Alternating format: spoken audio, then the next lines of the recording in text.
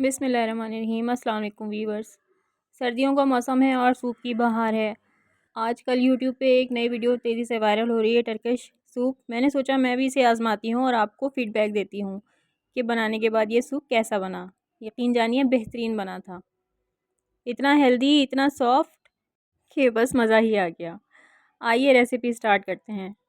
सबसे पहले मैंने 300 ग्राम के करीब चिकन ले ली है। ये बोन्स वाली चिकन है। इसमें मैंने 2 बड़े जवे लहसुन के डाले हैं। लहसुन के जवे बहुत बड़े थे तो मैंने उन्हें बीच में से आधा आधा कर लिया। 2 हरी मिर्चें डाली हैं और 1 दरमियाने साइज़ की गाजर इस तरह से टुकड़ों में काट के डाल दी है।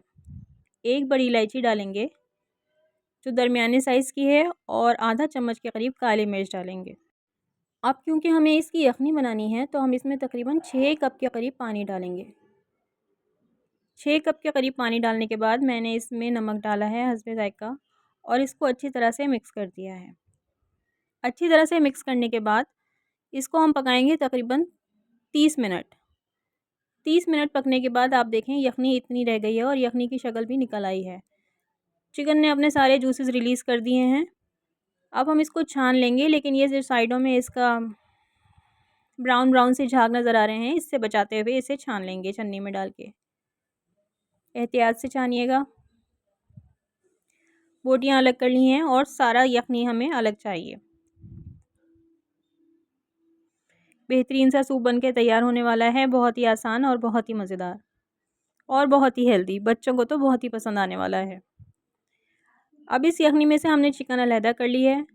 जिस कढ़ाई में हमने चिकन उबाली थी उसी में सेम पैन में हम 2 चम्मच तेल डालेंगे और उसमें वो जो हमने लहसुन डाले थे अपनी यखनी में वो इसमें डाल के इसको थोड़ा सा फ्राई कर लेंगे। इसका जायका बहुत ही अच्छा आने वाला है। 1 दरमियाने साइज़ की हरी मिर्च बारीक काट के डालेंगे और इसको भी हल्का सा तल लेंगे। 1 छोटे साइज़ का प्याज बारीक चॉप करके डालेंगे। इसको सिर्फ हमें ज़रा सा चमचा चलाना है, ना इसकी रंगत बदलनी है, ना इसको ब्राउन करना है। जब ये हल्की सी ट्रांसलूसेंट हो जाएगी तो फिर इसमें 1 चम्मच के करीब मैदा डाल दें। मैदे को ज़रा अच्छी तरह से फ्राई करना है ताकि इसके कच्चेपन की खुशबू निकल जाए। जब मैदा फ्राई हो जाएगा तो मैंने आधा कप गाजर श्रेड करके डाली है इसके अंदर। सब्ज़ियाँ तो अपनी पसंद पे डिपेंड करती हैं, आप चाहें तो ज़्यादा कर लें, आप चाहें तो कम कर दें। गाजर मेरे यहाँ ज़्यादा पसंद की जाती है तो मैंने थोड़ी ज़्यादा ली है और शिमला मिर्च तकरीबन 2 बड़े चमचे के करीब ली है। अब वो जो यखनी हमारी तैयार हुई थी वो सारी इसमें डाल देंगे। ये इस वक्त 3 कप के करीब यखनी है।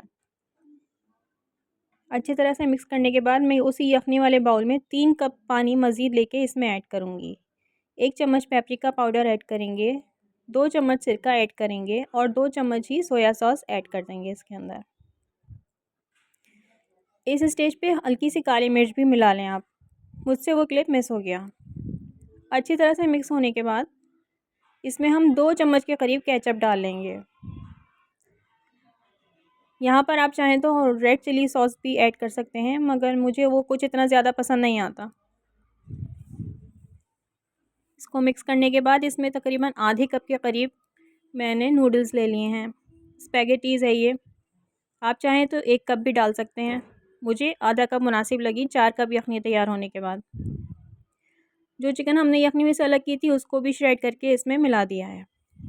इसको 5 मिनट पकाते हैं। जब तक ये 5 मिनट के लिए पकती है मैं 1 प्याली में 2 चम्मच के करीब कॉर्नफ्लावर लेके उसको आधा कप पानी में अच्छी तरह से घोल लेंगे। इसकी स्लरी बना लेंगे।